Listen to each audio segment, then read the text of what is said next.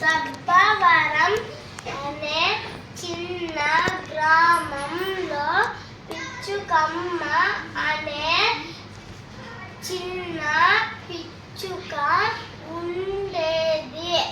అది ప్రతి ఉదయం చెట్టు మీద నుండి పిల్లల నవ్వులు వింటూ ఆనందపడేది. ఒకరోజు భారీ వర్షం వచ్చి పిచ్చుకమ్మ గూడు కూలిపోయింది. బాధపడుతున్న పిచ్చుకమ్మను చూసిన గ్రామ పిల్లలు వెంటనే ఆకులు, గడ్డి,